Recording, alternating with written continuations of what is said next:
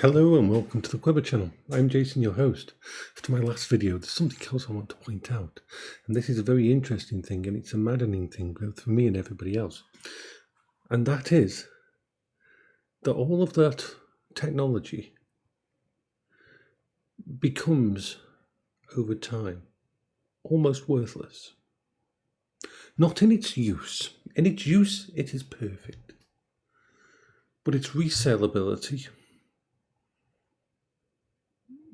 goes down the tube. Why?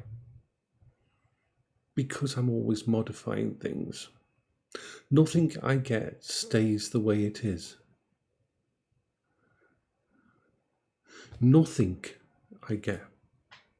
Technology either is broken down because I use it so intensive, or I will actively tweak it.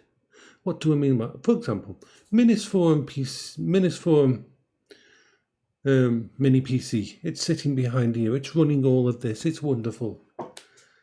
But it had a flaw which I had to fix because it was doing my brain and it was annoying the fuck out of me. I didn't want to sell it. I didn't want to get rid of it. So I took a Dremel and I cut a hole in the case, and then I pulled out the antenna for the Bluetooth and the wireless, and they're dangling outside on little wires. I can't really ever sell that. It's sellable value has gone from there to there, but it works perfectly now. I have phones that I have actually cut pieces of the case off because they work better and have better cooling. I've done that with tablets as well before. Most of my actual computer cases or ports or graphics cards, unless I think there's a chance I will sell them, I will tweak them a bit, which basically ruins the warranty, removes any ability to get rid of.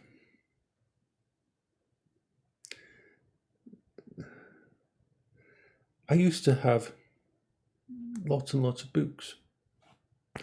Books never felt right to me. They were either too heavy or the wrong shape. I would actually spend time chewing on my books. Don't ask me why. I didn't like the sharp corners, didn't like the squareness. I would turn it into a curve or a diagonal cut. I have lots of books which are worth absolutely nothing. Some of them quite old because I've done this. And this is the whole point. I don't buy something in for its resell the price. When I buy something in, it's part of my safe space. If I have to tweak it, if I have to change it, if I have to take the case apart or remove a part of the case, or if I have to bend something in a way that it can't go back, or destroy a power cable, or oh my god,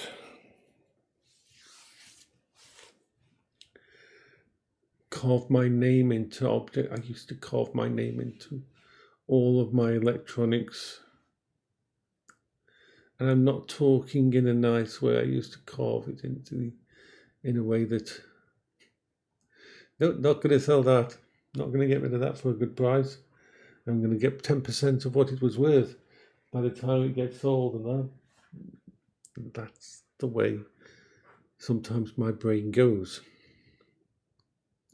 It's not just that, it's the damage. You notice, oh, it's over here.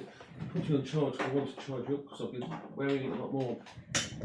What you probably can't tell is this really almost indestructible watch with, it's got a cover over the actual thingy. It's got a protective cover over it, which is a good idea, because even though it's indentated like that in there, that actual cover over it is cracked in 3 places.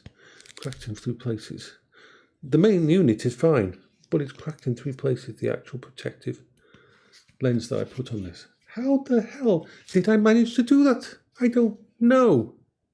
Because that's another thing.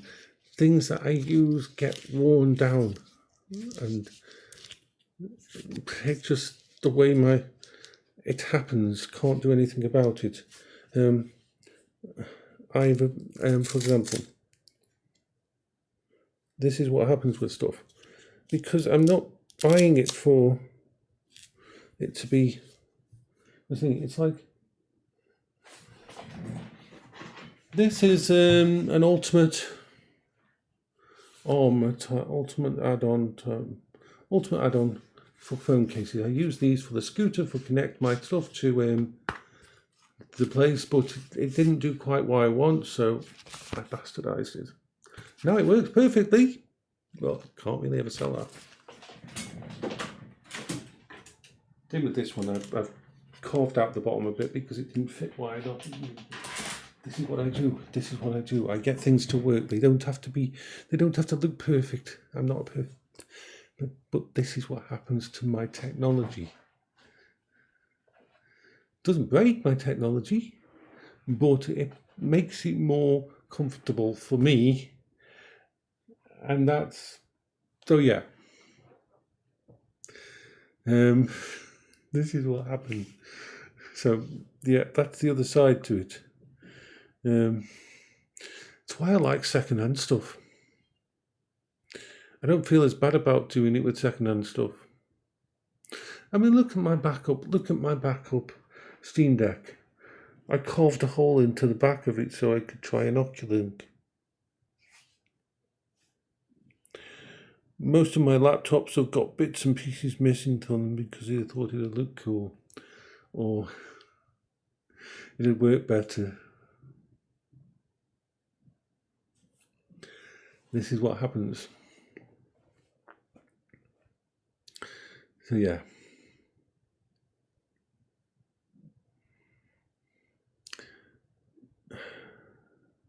It's crazy. This is Jason for the Queber channel.